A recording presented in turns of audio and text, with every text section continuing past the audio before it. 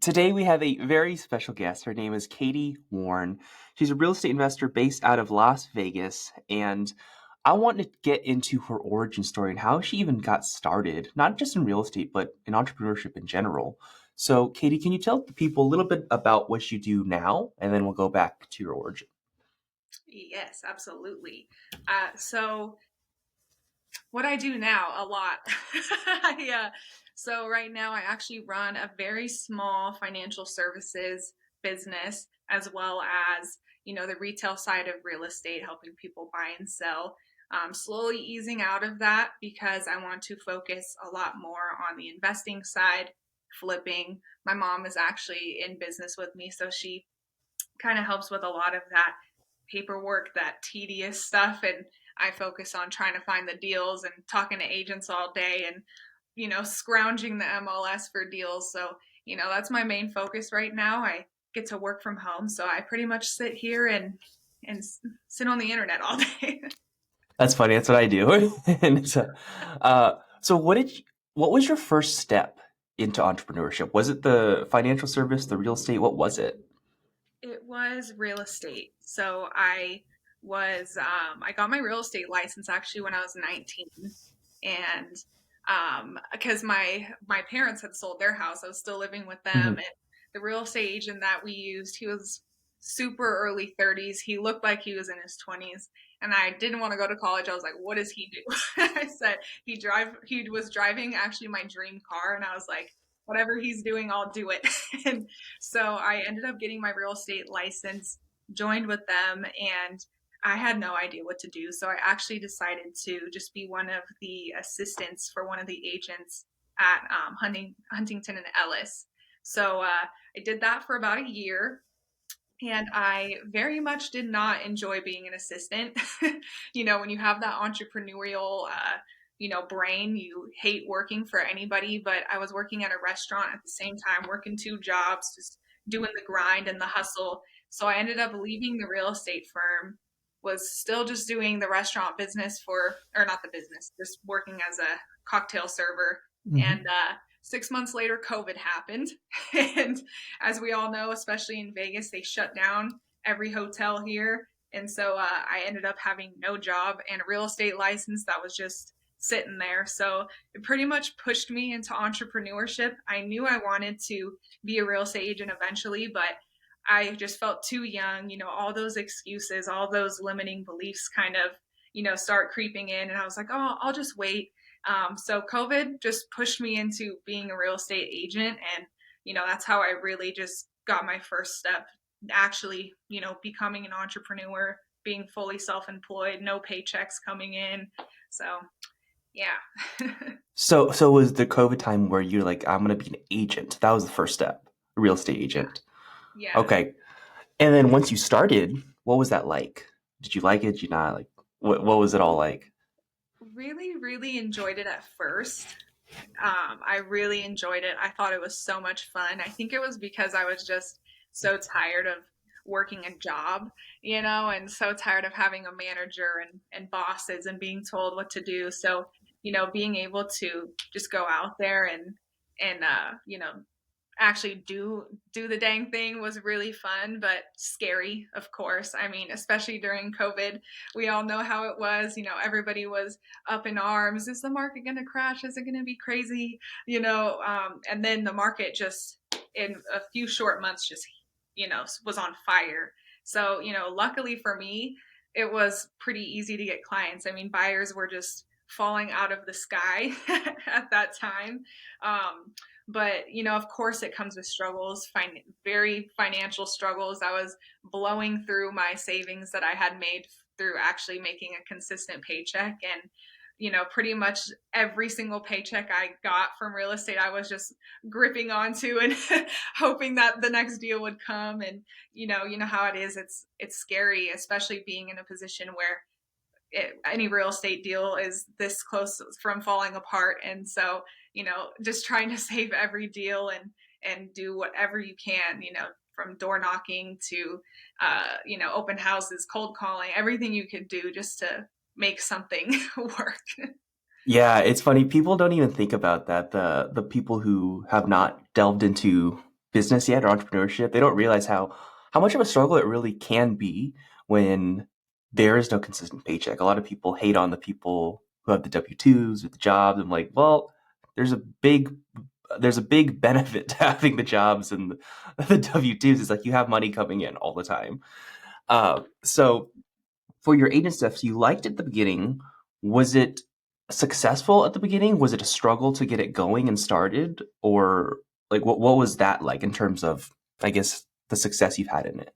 Right. It was kind of it was a little bit of both. It was very weird. At first, I actually was doing very well, but the first year it seemed really easy, even though it wasn't easy, but it seemed like things were just kind of happening, and at that time the market was just going crazy. But um it it was really, really tough as someone who, when I was 22, 21 at the time. So it was, you, like I said before, you kind of have those limiting beliefs of I'm too young or people are judging me. And, when the reality is most people weren't. They actually were like, oh my gosh, you're 21. That's crazy. You're so mature. Or, I wish my 21-year-old was doing this.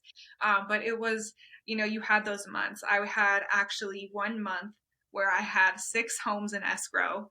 And then the next, I think, 4 months, I got nothing. Absolutely nothing. I had a couple in escrow and they fell off. You'd work with a couple buyers and they would fall off and they decided not to buy or whatever the case was. So it was a huge roller coaster where, you'd get 1 month, like that month where I had 6 deals in escrow, and you feel like you're on top of the world and you're like, okay, now this is going to be my new, the new standard, the new regular. And then the next 4 months were just hell. It was so scary. And um, you work so hard as a real estate agent, trying to make deals happen, but then you're not getting paid. And you're like, when am I going to get paid? You still have to pay for your license. You still have to, Hmm. do everything, pay your bills. And it was very much a roller coaster. I had no consistent income whatsoever. Even though you make, big paychecks, you don't know if you're going to get paid for the next 6 months, so that big paycheck might be the only paycheck you get. So it was very, very scary, but I'm the type of person that's kind of, not, I don't like to focus on that and focus on the fear. I just pretty much have faith and trust that, something's going to work out. And as long as you just do what you need to do when you prospect, is you just hope and pray. Yeah. And you mentioned earlier that it was fun at first. Did it change? Was it not fun after, like after doing it for a while, the agent stuff? Definitely. For me, I quickly realized that even though you're an entrepreneur, you don't really have freedom. You don't have that time freedom that everybody wants, like you said, like with that, oh, I don't work a W-2 job anymore, but it's really not that freedom. And I realized there was no scalability to it because I knew eventually I don't want to work forever. I want to retire. I want to not have to work all the time. And I realized very quickly I couldn't scale, that the only way to scale was to be a broker or maybe a team lead. And I didn't have the passion to do that. I knew I wanted to, travel and move to different states. And, if you do that as a realtor, you start from ground zero again. And it's very tough. So eventually I just got to the point where I I knew that I just felt like I was employed. Every new um, client just felt like a new boss. Every new, and you have no control at the end of the day. You can't control if your buyer decides to cancel the escrow or if your seller decides, oh, I don't want to sell anymore. I don't want to move anymore. And so I realized that it wasn't the freedom I thought I was getting into. And that's kind of where I transferred my mindset from, okay, instead of just being self-employed, let's try to build a business and let's try to invest in real estate, because I had been working with a couple investors and they were living the life I wanted to live. They were on vacation calling me, having me go to the properties, FaceTime them, show them the houses, and they were, showing up in their flip-flops, super casual and just super rich, investing in real estate. And I was like, okay, maybe that's what I need to do. And I was like, this isn't freedom. I think the tipping point for me where I lost a lot of the joy was I had a month where I was going through health problems, and then I had gone out of town for a couple weekends, and I had three clients all fire me because I couldn't show them houses at that time. And that was really the tipping point of like, this isn't freedom. and I have absolutely no control. I can't even go live my life or have a health problem without my clients just completely firing me. And that was where I was really like, okay, something has to change, and real estate being on the retail side might not be what I thought it was. Yeah, I like that. That's really funny actually because not a lot of people describe being an agent like that. That's exactly how I described being an agent though. Is because I was a realtor myself before I became well, I know I was technically an investor first, about one rental first, and then I became an agent to learn more about the flipping and stuff like that. And as I was an agent, I realized, just like you said, I was like, wow, every client, it's like I've had a bunch of bosses. I didn't just have one boss. I now had every boss said, hey, be here Saturday 9 a.m. I'm like, cool, I'm there. Be here Yep. 6 p.m. on a Monday. I'm like, I'm there. So it felt like you have so many bosses, but it was until I did the flipping when I realized, okay, when I got sick this time, I wasn't fired from clients. Like the same kind of thing happened, but when I started doing the flipping and the investing, actually I had COVID. I had COVID a couple times actually, but for one of the times, I realized I was the first time I was really worried. I was like, man, why will I like what will happen to my stuff? My everything going on? Like, do I need to do all this? And I realized after it was actually rough. It was a couple weeks, and during the couple weeks or 3 or maybe a month, I don't know. It was hurt. I was hurting, but for that time a couple deals closed. I got new deals, and I was like, "Whoa! Like this was cool. This is different than when I was an agent." So it's so funny to hear just the recurring theme of people that have been agents to become investors, and I like hearing that part of your story. But from what point did you start doing financial services, and what exactly like is that for you, what you Yes. do?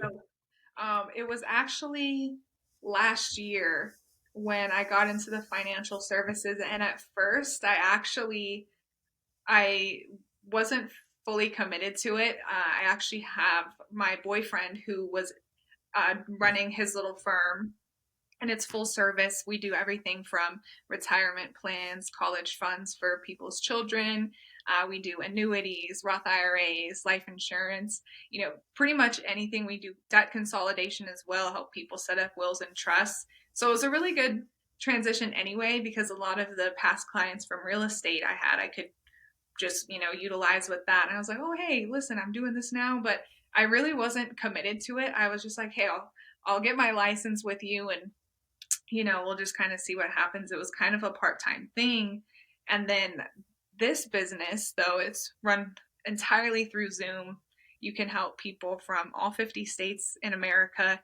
And I quickly realized, I was like, oh, this is a lot less time consuming, per client. I mean, as you know, real estate, you could spend months with a client and maybe never get paid, or you can spend months with a client and you get that paycheck and it's kind of disappointing.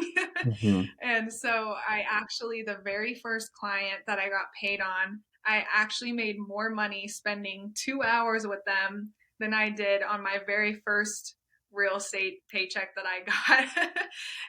And I worked with them for, 4 months. And I was like, maybe this is what I could do. And I learned I had a big passion for what we do in the financial services, because it ties into what we do in real estate. But as a real estate agent, you see people with bad credit, absolutely zero grip on what they can do with their finances, and not even being able to buy a house, especially when the boom really started going, and people had to offer 10, 20, 30, 40 plus over asking price, over appraised value. People just couldn't afford it, and it was really taking the affordable housing out. And so I actually slowly started to get a big passion for teaching people about finances. And so it was very natural. Oop, something just happened there. It was very natural, and it was it was really fun for me. And then I quickly realized how I could scale it. I can still build a team with the financial services in all 50 states, and I don't have to be stuck to Vegas. And so for me, it just aligned very much more of who I am as a person. I prefer to do stuff over Zoom. Honestly, I think it's fun. I get to have more time, and in between clients, I'm looking for houses, on the MLS. And so it's been such a crazy transition, and I had honestly a lot of struggle mentally because those that little voice in your head kind of starts coming out like, what are people going to think, or like, oh, everyone thinks you're a real estate agent, but now you're doing this finance, service thing. And what are people going to think? People aren't going to trust you. They're going to think you're a flake, or you're Hmm. that person who's doing a million things, the what do they say, the master of none. And so it was, I had to work through those, and then I just realized it doesn't matter because I know what I'm doing is really helping people. And at the end of the day, you know you don't always stick to the first thing you do. Being 19 is when I got my real estate license. So it was the first venture I ever set out to do. So for me, it was just it was a realization of you don't like selling real estate. Every time, at the end, clients would call me to show houses, and I dreaded it. I was like, I don't want to go show houses anymore. I don't want to do this anymore, and getting all dressed to the nines and doing the whole thing, wearing the heels.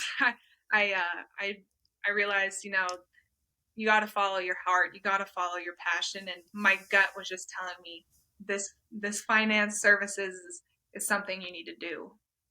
Gotcha, gotcha. And did you have to get what is it called? Like license or anything for that because it's financial services, or is it like your boyfriend that was already like that's his license? Like, how does that work? Because can you just start, or what does that look like? Yes. Okay, So you do have to get one of the first ones we get is a life insurance license, um, because we can still do the debt consolidation without it. And then the next step is to get your securities license. That's so you can actually invest in markets that are variable, things like the Roth IRA and stuff. So at first, it's just life insurance. And I started this last year. So I'm actually in the works and trying to get my securities license, but we do have other people in the firm that do it. So any client I have, I just send it to them, and will split it. And then right now, anything I write is just 100%, life insurance or an annuity, or college funds. We call them $1 million baby funds, and it's for parents who start to set something up for their baby, and by the time they're our age, they've got 200 300K just to go to college with, or invest in real estate, or start a business. Or so it's yes, you do need to get your life insurance license and securities license eventually, and you could get your Series 7. There's lots of other licenses you can move your way into as you kind of you know get there. gotcha. So when did you transition to going into the real estate investing? Like when did that start? This was very recent. This was last year as well. Funny story, actually. I The house I'm living in now, I just bought in December, and I was going to flip this house, and I was renting at the time, and so we sent it on getting the house. It had no floors on the stairs or upstairs. The bottom was concrete and epoxy, and it was sitting on the market. Nobody wanted it, and so we were like, let's do it. And I kind of did some math, and I realized that the payment here would have been $300 cheaper than what I was renting a condo for. And this is an actual townhouse, has like a tiny little backyard and everything. And I was like, huh. So my first, what was supposed to be my flip, ended up being my own home. But it was really cool because I learned so much about, you know, how much it costs to get stuff done and what the labor costs were and how long it actually took to get the people in. And, I actually ended up having to call like multiple flooring guys to try to get one job done because, they're like, oh, we need a plumber and we need this and it's 3 weeks out.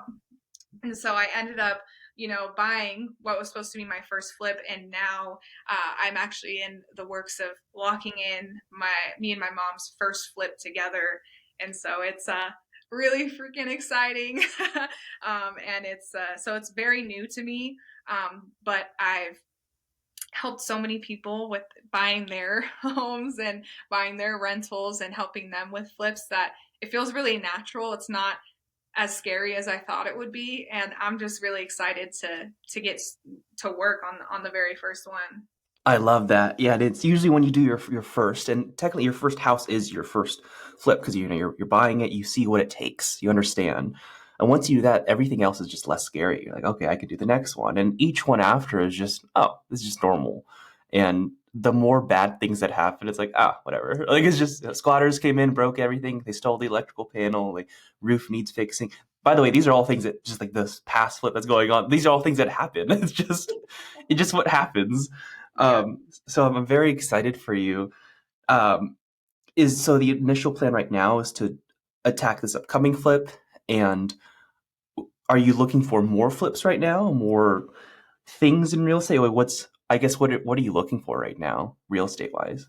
Yeah, absolutely. More flips. That's our main focus. And then, of course, out of, a handful of flips, we definitely want to keep a few for single family residential rentals, you know, so we can start building that portfolio. So eventually, you can start getting some of that more passive income. Because at the end of the day, flipping also isn't, a passive income stream. You still got to put in the work and got to get the contractors in and got to figure everything out. But I enjoy it so much. I actually enjoy looking at old houses more than I do looking at like cool luxury houses, like the finished homes. But yeah, so our main focus right now is just getting more flips, wholesaling some of those deals that we find out too, just to just bring in more capital for ourselves anyway, and get that quicker check instead of taking on the project ourselves. And then of course we want to get more rentals eventually. I think I want to get into the Airbnb space. We'll see about that. I'm still on the fence about it, but I always stay in Airbnbs and I love it, but Vegas, you know how it is, it's Yep. not the ideal market for Airbnb, so we're gonna have to go elsewhere for that. Yeah, no, Vegas is tough. And for the people listening are like, why is it tough in Vegas? Well, Vegas with Airbnbs is the hotels make all the money in Vegas and they don't like competitors, and Airbnb is a competitor. So whenever you have an Airbnb and you're in Vegas, if you want to do it and operate it legally, you have to like apply for it. It's like a lottery system or something like that, where you tell the city or you tell them that you have an Airbnb, and you have to get accepted to operate it legally. And if you do not, then now you've just notified the city that you're running an Airbnb illegally, and you put up like it's a trade off. So there's definitely a lot of people that run Airbnbs illegally. You know that for a fact, but um, that's the struggle in Vegas. But what I'm curious about, really mainly, because this is how I found you, was social media. So I came across you first from Instagram and just your reels. I was like, oh, this is cool content. It just came on my explore page or something like that. And so I followed you, and it was a lot of real estate content. So that's why, like, that's the reason why you're on the podcast. I came across you there. I started following you, and I was like, oh, okay, cool. This she'd be a great guest. Now, how much of an impact has the social media for you made on your life, whether that's your real estate agent stuff, your financial services, or the investing? How much of an impact has that made? Oh my gosh, everything. Like you said, even just you finding me, having this opportunity. I have had so many opportunities. Honestly, most of my opportunities have come from social media. Um, and at first, I was really hesitant. If you scroll back, I was not on social media at all until I got into real estate. one of the only 20-year-olds probably on the planet that didn't care to post everything about my life. I don't have Twitter. I barely use Facebook. So I was like, let me get LinkedIn and let me get Instagram. And still don't have TikTok. I know that's supposed to be, huge, but Instagram has worked out very well for me. I love connecting with people on there. Connecting with other real estate agents has been huge, of course, and just networking with them and learning from them. That's actually how I found the Boakley brothers, which is who I'm with now. That's who I hang my license with. And I've learned a ton from them about flipping too. And so it's made all of the difference. I mean, I have some friendships that I've made just from Instagram that will last a lifetime. I mean, it's huge. If you're in business and you're not on social media, I know everyone says it, you need to get your butt on social media because it's opened so many doors that I just would have never had without it. Yeah, no, that's the thing that I found too is I've only been making content for like 2 years or so, but so many things have come out of it. Whether it like I raised hundreds of thousands of dollars from social media, I've gotten multiple deals that have over $100,000 for from social media. It's just like the relationships too, and it's you would not expect it, and it does. It's not as hard as you might think. It is hard to stay consistent for a long time, but everyone discounts it. So that's why I'm happy to hear that you've said that it's had a big impact on you, because that's really how I came across you, and I was like, wow, I wonder what kind of benefits have come out of this. Have you monetized it at all in other ways? Like, what's your main monetization strategy, I guess, on social, if any? Oh gosh, my main would probably at now, if we're counting money wise, definitely selling and getting buyers through real estate. But Interesting. I slowly transitioned a little bit. Like you said, it's mainly real estate on there. But I do talk a lot about, different investing strategies. And I've gotten a lot of clients as far as the financial services goes, just through utilizing even just stories. It doesn't even have to be posts. And I actually realized that stories is huge. That's where you can really have conversations. And that's where I have a lot of my friends. I get on there and I'll just start talking some random stuff on there, or, just start speaking my mind about something. And, people can really get a good idea of who you are as a person. And I realize it's not always about trying to post something of value or like teaching people something, even though that's huge, to show people your knowledge and teach people things. But I realize most people just want to connect to you and who you are, and they trust you. And that's where I really just built so many friendships off that. And, I have people who I've never even met in person who send me referrals, and they're like, you got to talk to Katie, and you got to do this just because of that. So, yeah, it's been honestly, I would say probably 80% of my deals in my business come from using social media. And Yeah, I know the old heads don't like that, but I don't think cold calling is completely dead, but I don't answer the phone when it's, a spam call or a call I don't know. And I know most people don't. You can tell there's a shift happening. And if you talk, our future clients, who are 20s and younger, they're using social media. That is your business card. People are, before they even Google you, they look you up on Instagram or Facebook to see who is this person. yeah. I mean, so it's an entirely different type of marketing. It's content marketing, and it's real. It's not fake anymore. It's like you can earn a lot of business through social. Like at first, when I was doing social, all of my content was targeted towards wholesalers, new wholesalers. So I was teaching all wholesaling to new wholesalers.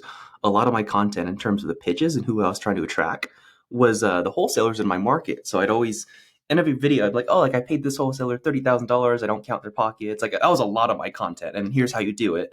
And a lot of the call to actions on my content was, hey, if you're looking to wholesale a deal on this market, or actually I said in the nation at first, if you're just looking to wholesale a deal, you want partner, you want help, bring it to me. We'll see if I can help out. And I would just get deals set and set and set, and that was my main monetization strategy, to make money with a very small audience.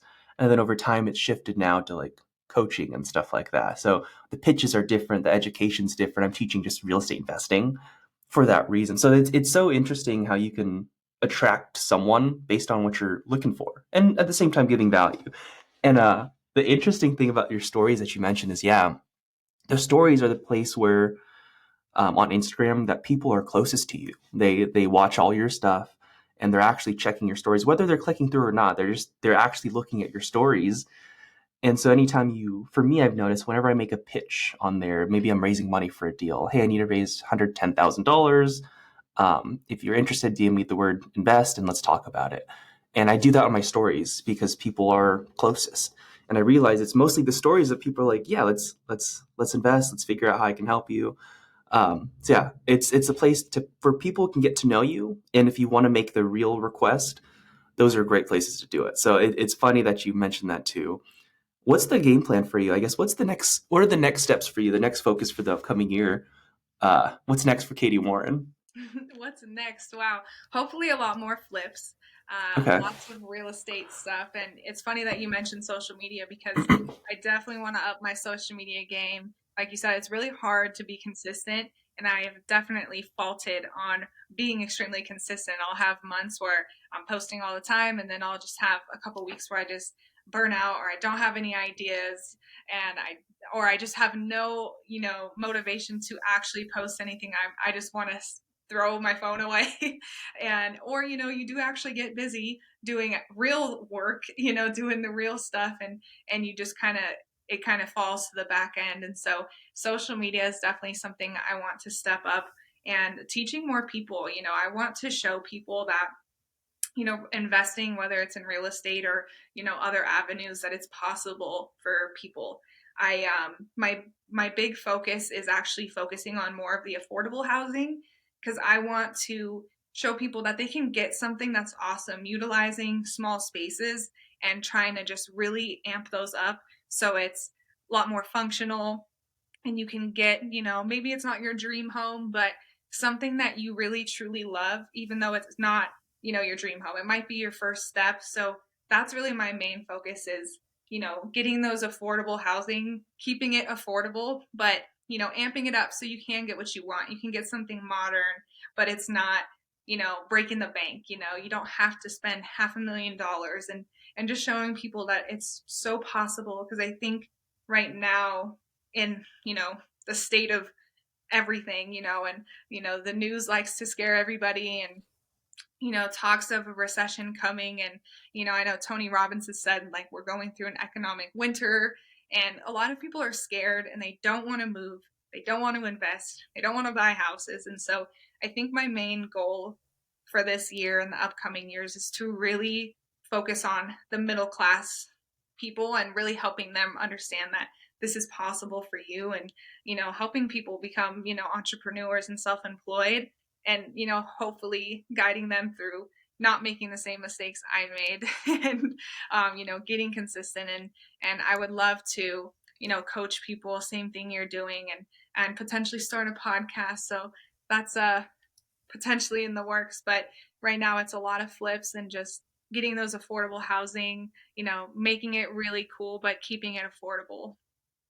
No, I like that a lot. And yeah, we'll talk more about the podcast after this because, like, I think you should. It's super helpful. Not just you just talk to cool people all day, and you get to hear different ideas. And usually after the podcast, there's moments where you get to actually chat about business and see like how you can help each other. So that's been my favorite part, and it was an unexpected part of podcasts. I just thought, it's do it to grow my socials, and it's been so much more. So yeah, definitely think harder about if you're able to do it because it's worth it.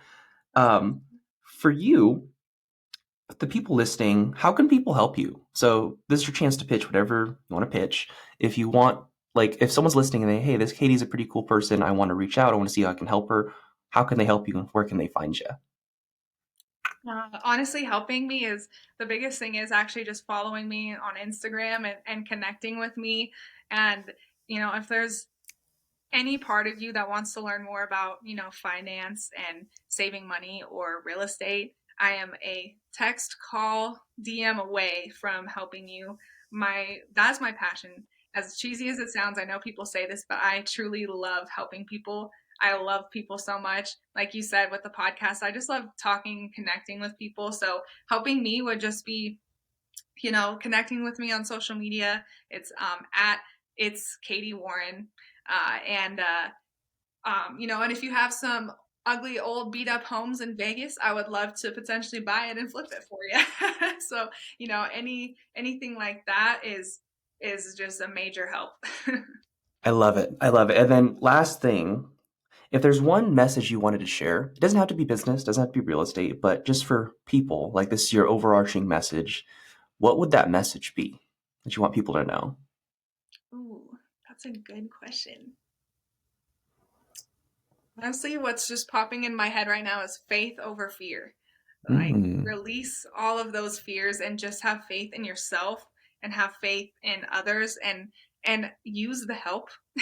There are so many people that are willing to help you, so many people that want to educate others on whatever it is you want to start, and don't let fear hold you back. If there's whatever that thing is, whatever either popped in your head right now or it's been lingering in your soul, just do it and have faith that God or the universe is conspiring to make that happen for you, but you have to take the action steps first. yeah. That's actually one of my favorite messages because it's so true. I've realized every time I've been fearful, actually, usually, like, let's say if I start something new, the first thought is like, it's going to work. It's going to work. It's just having faith. I don't know why. It's just, you just have to know and trust yourself that you'll figure it out. So that's one of my favorite messages by far. And I appreciate you so much for being on. It means a lot to me. I know that people have enjoyed this one. It's cool hearing your story actually coming from agent to financial services to now investing and kind of finding your own journey and what you like doing and what you like to help people. So, Katie, it's been a pleasure. I hope you enjoyed it as well. Uh, Very much. for anyone listening who wants to connect to Katie, make sure to follow her on Instagram, and all her social links will be in the show notes below. But thanks for listening. Peace. Thanks, Justin.